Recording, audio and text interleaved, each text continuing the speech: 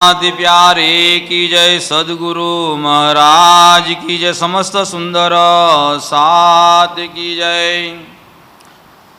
शास्त्र पुराण वेदांत जो भागवत पूरे शाख, नहीं कथाए दंतनी सतवाणीये वाक, सतवाणीये वाक। बोलो श्री प्राणनाथ प्यारे की। प्यारे सुंदी साजी, भागवत ने बहुत समझवा जेवो प्रसंग है। खरेखर भागवत से शू? पहला तो ये कहिए कि आ भागवत आयु क्यारे? भागवत आयु क्यारे? भागवत नी रचना क्यारे थई? ये जानी लईए तो आपने ख्याल आवे। भागवत नी रचना थई क्यारे? व्यासजी 6 शास्त्र 18 पुराण लखी अने क्या गया था? पोताना गुरु नारदजी जोड़े गया। अने नारदजी जोड़े गया तारे नारदजीए बधा जोया। तो नारदजीए बधा पुराणों जोतो, शास्त्रों जोतो विचार्यु कि अल्या त्या तो डूबता पर पत्थर मूक्यो। डूबता पर मतलब नकरू कर्मकांड ज छे। कर्मकांड थी कोई निकली सकवानो नथी अने कर्मकांड थी निकली सकवानो नथी। એટલે તારે અવતારની લાજ તો રાખવી જોઈએ કે ના રાખવી જોઈએ? અવતારનો મતલબ કે પૂર્ણ બ્રહ્મ પરમાત્મા પહેલા ક્યારેય આયા નતા અને આયા તો દ્વાપર યુગમાં આયા અને શેની અંદર આયા? કૃષ્ણના તનમાં આયા। એટલે નારદજીએ કીધું હવે તું જા, બધું સાઈડ પર મૂકી દે અને કૃષ્ણના નામનું તું વર્ણન કર। અને કૃષ્ણના નામનું વર્ણન કર એટલે એ પ્રમાણે ત્યાં આગળ કૃષ્ણના નામનું વર્ણન કરવા માટે બેઠા। અને જેવું કૃષ્ણ નામનું વર્ણન કરવા માટે બેઠા પણ વર્ણન કરે પણ વ્યાસજી જોડે જાગ્રત બુદ્ધ નથી એટલે વર્ણન ક્યાંથી કરી શકવાના હતા? એટલે લખ્યું છે अधिक अमृत सुके सीच्यू। अधिक अमृत नो मतलब वधारे, अमृत नो मतलब अखंड ज्ञान। सुके सीचा नो मतलब सुखदेव मुनि क्या थी लाया? तो शंकर भगवान ज्ञान संभळावता था। कोने? पार्वती ने। अने पार्वती ने ज्ञान संभळावे छे अने तेज वखते त्यां आगळ पोपटનું બચ્ચું સાંભળી ગયું એ સુખદેવ મુનિ છે એટલે એ સુખદેવ મુનિ અખંડનું જ્ઞાન આપે કે ના આપે? અક્ષરની પંચવાસના છે કે નહીં? એટલા માટે અધિક અમૃત સુકે સીચ્યું એટલે સુખદેવ મુનિએ અધિક અમૃત મતલબમાં બતાવ્યું છે। એટલે ભાગવત ક્યારે આવ્યું હતું? વ્યાસજીએ શાસ્ત્રોની રચના કરી ત્યારે। અને એ પ્રમાણે હવે भागवत जो એટલે भागवत से छू? वेदों नो सार भागवत छे। आ केटला वेदो छे? 4 वेद। अने चारे वेदों नो सार जेम दूध होय, दूधनी अंदर थी दही बनायु, माखण काढ़ी लीधु तो बधा दूधनो सार शू छे? माखण छे। एवी रीतना भागवत शू छे? वेदोनो सार छे। अने वेद तनो सार भागवत कयो, तेनो सार 10म स्कंद कयो। अने भागवत में केटला स्कंद छे? 12 स्कंद छे। अने 12 स्कंद नी अंदर 10मा स्कंद नी ज वात केम बताई? 10मा स्कंद में 10मा स्कंद सिवाय पूर्ण ब्रह्म परमात्माए लीला करी एनु वर्णन कोई बीजी जग्याए नथी। पूर्ण ब्रह्म परमात्माए लीला करीનું વર્ણન કઈ જગ્યાએ છે? 10મા સ્કંદમાં। અને 10મા સ્કંદમાં અધ્યાય કેટલા? 10મા સ્કંદમાં 90 અધ્યાય। કેટલા અધ્યાય? 90 અધ્યાય। અને 90 અધ્યાયની અંદર 35 અધ્યાયની વાત છે। એમાં 35માં 30 વ્રજના અને 5 રાસના આની વાત બતાવે છે। 10 સમતના અધ્યાય 90 તેનો સાર કાઢીને દેવું। હવે આપણને કહે છે ઘર સી ધામ અને શ્રી કૃષ્ણ એ ફલ સાર તનો તારતમ. આ જે કે છે ને, હવે સાંભળો, આ પહેલું તો આ ચોપાઈ કયા પ્રકરણમાં છે? સ્વરૂપ સાહેબની અંદર કિતાબો કેટલી? 14 કિતાબમાં કઈ કિતાબની વાત છે? પ્રકાશ ગુજરાતી. અને પ્રકાશ ગુજરાતી છે તો ત્યાં સુધી અહીંયા આગળ ઇન્દ્રાવતી છે, એને કઈ બુદ્ધિ મળેલી છે? જાગ્રત બુદ્ધ મળેલી છે. હજુ નિજ બુદ્ધ આવી નથી. અને જાગ્રત બુદ્ધ છે એટલે આ છે ભાગવતના સાર છે. પ્રકાશ ગુજરાતીમાં ભાગવતનો સાર.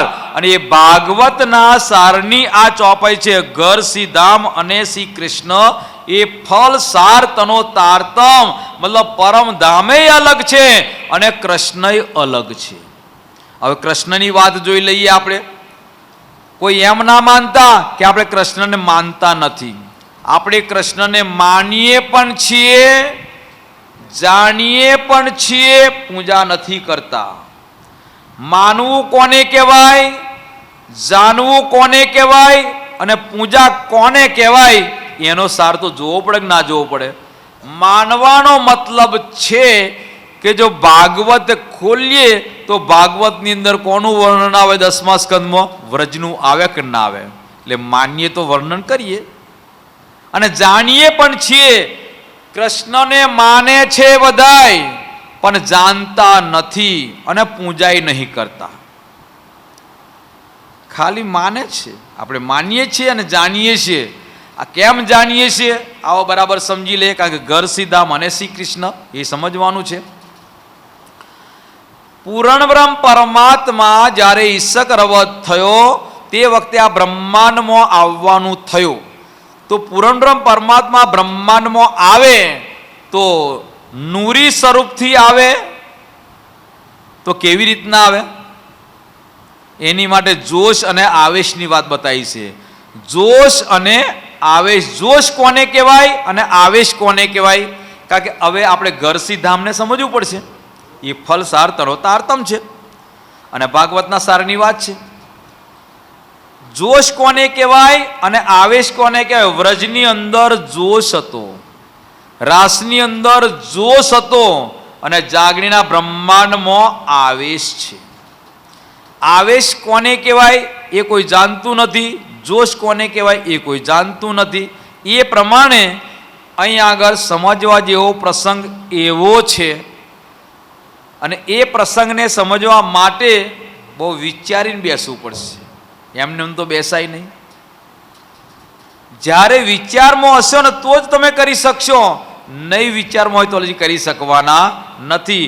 એટલે પરમધામથી રાજજીને આ જગતમાં આવવું હતું પહેલ વેલા વ્રજમાં.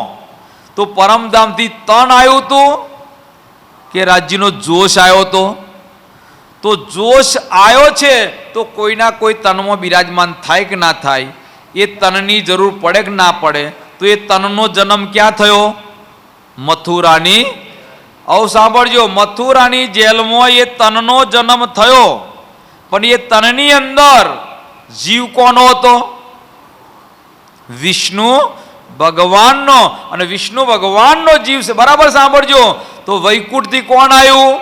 વિષ્ણુ ભગવાનનો જીવ આવ્યો. પરમધામથી કોણ આવ્યું? રાજજીનો જોશ આવ્યો. અક્ષરધામથી કોણ આવ્યું? અક્ષરની આત્મા આવી. અને ગૌલોકથી કોણ આવ્યું? ગૌલોકી શક્તિ આવી. હો, ગૌલોકી કૃષ્ણ નથી આવ્યા. પરમધામથી કૃષ્ણ નહીં આવ્યા. વૈકુંઠમાંથી કૃષ્ણ નથી આવ્યા. કારણ કે બોલે છે બધા કૃષ્ણ કૃષ્ણ સબ કોઈ કહે, પણ ભેદ ના ચિહ્ને કોઈ.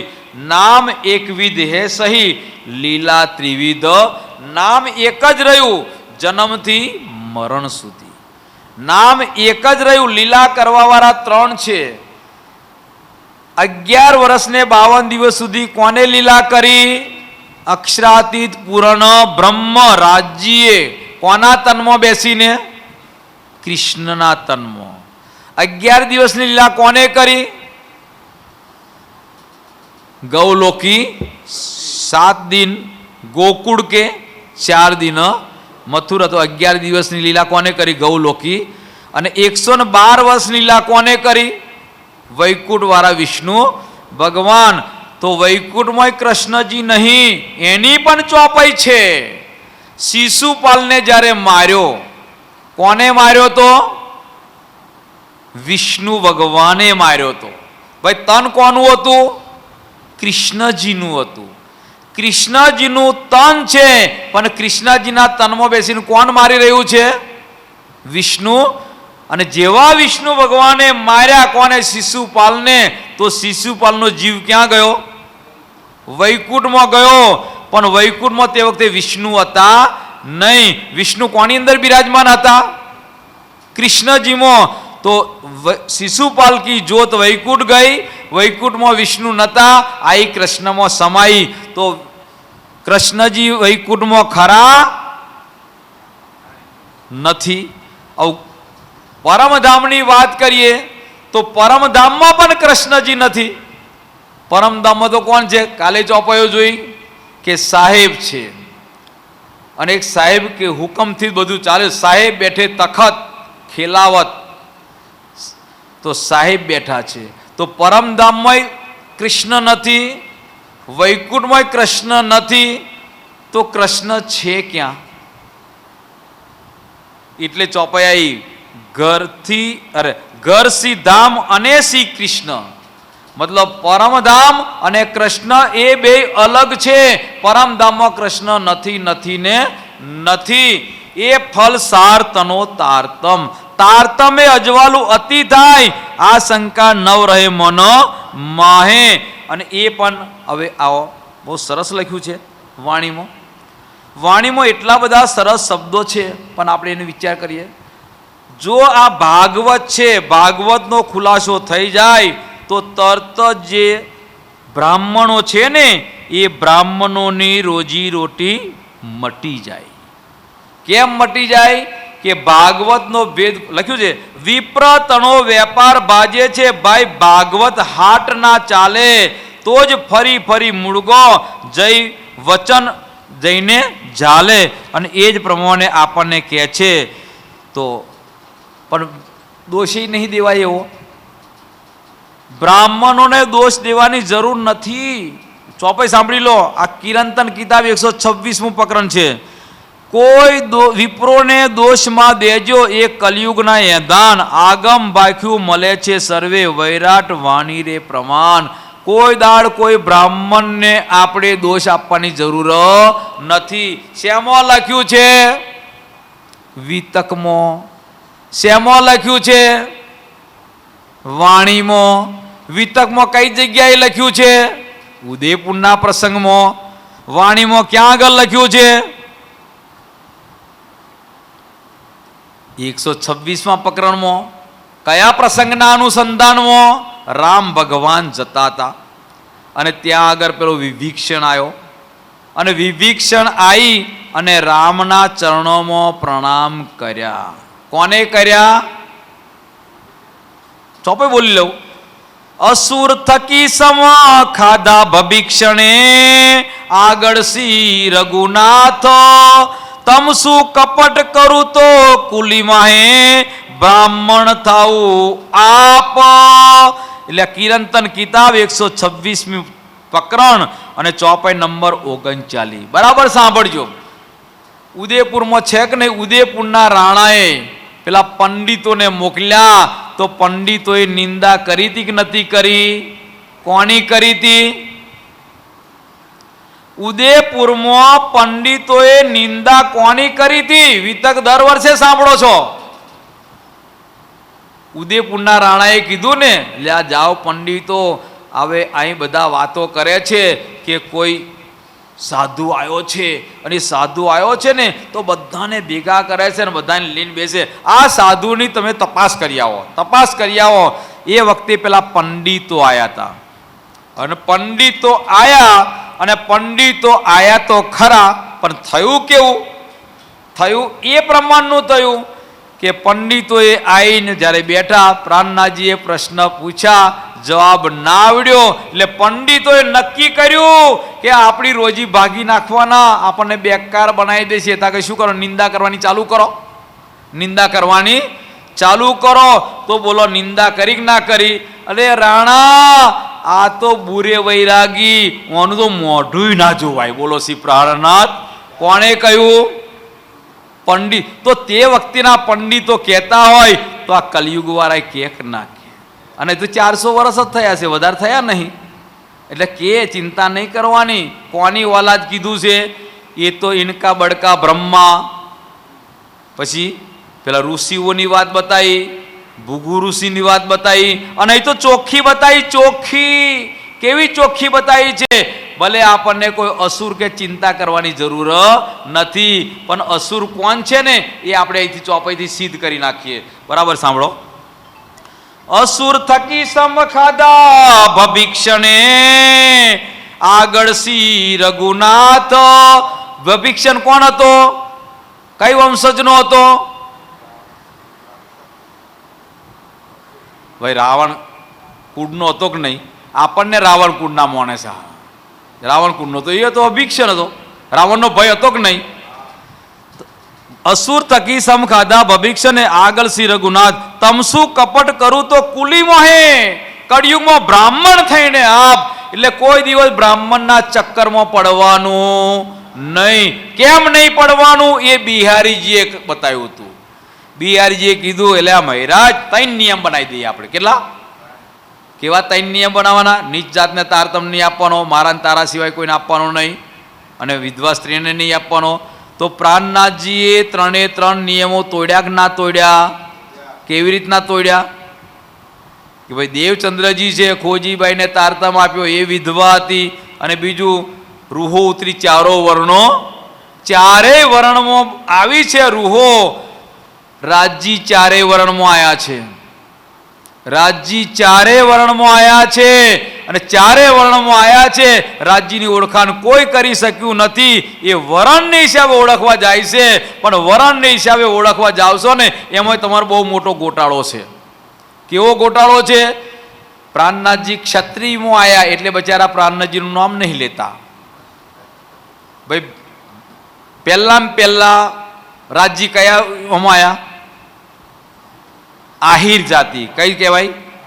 અરે જાવને આજે ગોકુળ મથુરામાં, ગોકુળ મથુરાની અંદર જે ચોબા લોકો બેઠા છે, જેના પૂજારીઓ બેઠા છે, એ બધા શું કરશે?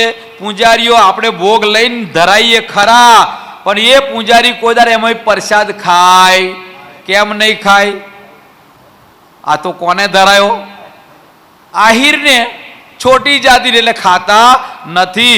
એમ આજના પણ અહીંના જે આચાર્યો સંતો છે ને એ નહીં ખાતા. કેમ નહીં ખાતા? અમે બ્રાહ્મણ છીએ. આ કહેશે કે નહીં કહેતા? નવું જો લાવવાનું હતું એનું એ જ છે. ફરી વખત ક્યાં આગળ આવ્યા? પહેલા આયા આહિરમાં આયા. ફરી ક્યાં આગળ આયા? અરબની ધરતી ઉપર અબ્દુલ્લા પંડિત મતલબ બ્રાહ્મણમાં આયા. ફરી વખત ઉમરકોટમાં શેમો આયા? મતુ મહેતા વૈશ્યમાં આયા. અને છેલ્લે શેમો આયા? ક્ષત્રિયમાં આયા. એટલે રાજજી પણ બ્રાહ્મણમાં આયા, ક્ષત્રિયમાં આયા, વૈશ્યમાં આયા. એટલે કીધું જીન દેખ્યા મેરે વજૂદ કો સો રહ્યા બીચ નાસૂદ, જીન ચિન્હ્યા મેરી આત્મ કો સો પહોંચે બીચ લાહુદ. તો એ પ્રમાણે છે પ્રાણનાથજી છે 4 વર્ણમાં આયા. અને અહીં આગળ આપણને પણ બતાવે છે એ પ્રમાણે. હવે બરાબર કિરંતન કિતાબ છે 126માં પ્રકરણમાં, અને 100 ચોપાઈથી 112 ચોપાઈ એ ભાગવત ક્યારે લખાયું, શું લખાયું, ભાગવતમાં શું છે, અને ભાગવત સાંભળવાથી ક્યાં જવાશે? ભાગવત સાંભળવાથી પરમધામ જવાય નહીં. કારણ કે ભાગવત ક્યારે આવ્યું છે? આજથી 5500 વર્ષ પહેલા. વાણી ક્યારે આવી છે? 400 વર્ષ થયા. હવે ભાગવત આવ્યું છે તો ભાગવત સાંભળવાથી પરમધામ જવાય એ વાત તદ્દન ખોટી. કેમ તદ્દન ખોટી વાત બતાવું છું? કે કૃષ્ણનું નામ લઈએ ક્યાં સુધી જવાય? કૃષ્ણનું નામ લેશે તો વૈકુંઠ સુધી જ જવાય, વૈકુંઠથી આગળ નહીં જવાય. આ ચોખ્ખા શબ્દોની વાત છે.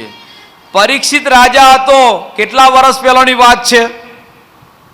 5000 વર્ષ પહેલાની. પરીક્ષિત રાજાએ ભાગવત સાંભળ્યું તો પરીક્ષિત રાજાને વિમાન આવ્યું હતું, પરમધામથી લેવાયું, ગૌલોકથી લેવાયું, યોગમાયાના બ્રહ્માંડથી લેવાયું, ક્યાંથી આવ્યું હતું? વૈકુંઠથી લેવાયું છે. એટલે વૈકુંઠ સિવાય આગળ જઈ શકવાના નથી. એટલા માટે આપણને આ ભાગવતની અંદર બધું ઘણું બતાવે છે કે એ ભાગવત સમજીએ. ભાગવત ભવસાગર અને ભાગવત આખી કુંજી એક સમારી, એ દોઉ તાલે દોઉ દરવાજે, કોઈ ખોલ ના શકે સંસારી. ભાગવત અને ભવસાગર છે એ બંને એક જ છે, એનાથી આગળ કોઈ જઈ શકવાનું નથી. ભાગવત વચન જોજો રે વિચારી, સાર અક્ષરનો જે જીવને જગાવો વચન પ્રકાશી, હૃદય ઉગાડો મત. આ પ્રમાણે આપણને એક એક શબ્દ સ્પષ્ટ કરી અને આપણને બતાવે છે, પણ એક એક સ્પષ્ટ કરે છે ખરા, પણ આપણે એને સમજવા તૈયાર થતા નથી. તો દેવચંદ્રજી આ સંપ્રદાય લાયા કે ન લાયા? તો દેવચંદ્રજી લાયા. તો દેવચંદ્રજી એ કૈલા પરમોન ચાલે છે, કારણ કે લખ્યું છે ધની શ્રી દેવચંદ્રજી નિજાનંદ. તો ધની શ્રી દેવચંદ્રજી નિજાનંદ કહેવાતા હોય તો એ ધની શ્રી દેવચંદ્રજી જે કૈલી વાતો પરમોન ચાલે તો કહેવાય કે ના કહેવાય? કારણ કે રોમને માનવા વાળા કયા કહેવાય? રોમાનંદી કહેવાય. સીધી વાત છે. તો એવી રીતના નિજાનંદને માનવા વાળા કોને કહેવાય? નિજાનંદી કહેવાય ના? તો દેવચંદ્રજી નિજાનંદ નહીં, દેવચંદ્રજી નિજાનંદ નથી, પણ દેવચંદ્રજીએ ચલાયેલો સંપ્રદાય નિજાનંદ છે. દેવચંદ્રજી નિજાનંદ નથી. ધની શ્રી દેવચંદ્રજી નિજાનંદ એટલા માટે આપણે કહીએ છીએ કે એમનાથી ચાલ્યો એટલા માટે, અને એમને જે ચલાયેલી વાતો છે અને એ પ્રમાણે ચાલવાનું. એટલે આપણા સંપ્રદાયનું નિજાનંદ સંપ્રદાય છે. નિજાનંદ સંપ્રદાયને લઈને ચાલવા વાળા એ નિજાનંદી કહેવાય છે. એટલે હવે ખુલાસો શું થયો ભાગવતનો? કે ભાગવત છે એ સપનાની બુદ્ધિનું છે, પણ ક્યારે ખુલ્યું? ભાગવત કઈ બુદ્ધિનું છે? સપનાની બુદ્ધિ. કારણ કે એ તે દિન ત્રિલોક में हुती बुध सुपन सो बुध जी बुध जागृत ले प्रगटे पूरी नवतन. नवतन पूरी में प्रगट थया તે પહેલાનું ભાગવત છે કે પછીનું? તો પહેલાનું કઈ બુદ્ધિનું છે? સપનાની બુદ્ધિનું. કારણ કે વેદ શાસ્ત્ર પુરાણ કઈ બુદ્ધિના છે? સપનાની બુદ્ધિનો. તો ભાગવત પણ કઈ બુદ્ધિનું? ભાગવત સપનાની બુદ્ધિનું છે, પણ કઈ બુદ્ધિથી ખુલવાનું છે?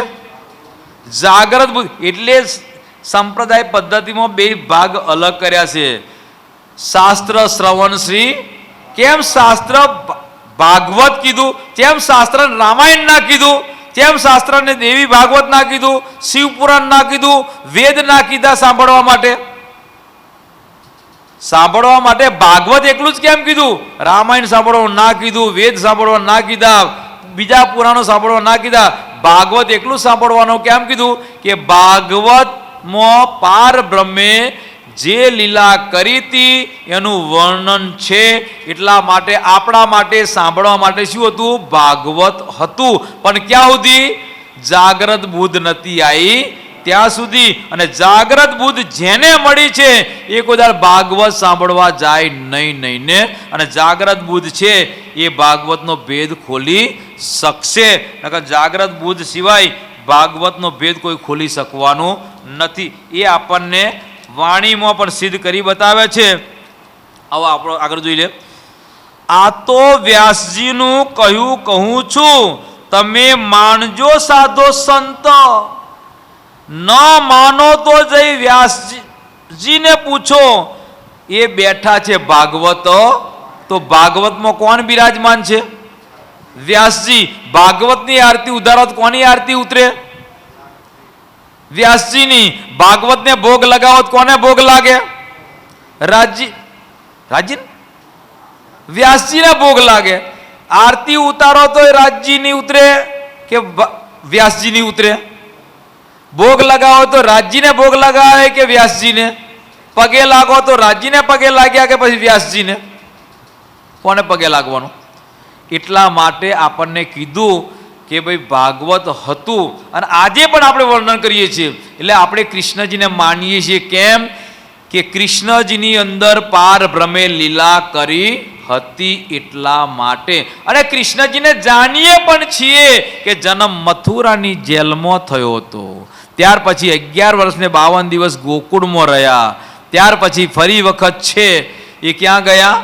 મથુરા ગયા. મથુરાથી દ્વારકા ગયા અને દ્વારકામાં જઈ અને છેલ્લે સોમનાથ પાટણ જો છે અને ત્યાં આગળ એ પોતે પેલા પારધી તીર મારે છે અને શરીર છોડી દીધું. અને શરીર છોડી દીધું તો ક્યાં ગયા? વૈકુંઠમાં કોણ રહેશે? વિષ્ણુ ભગવાન.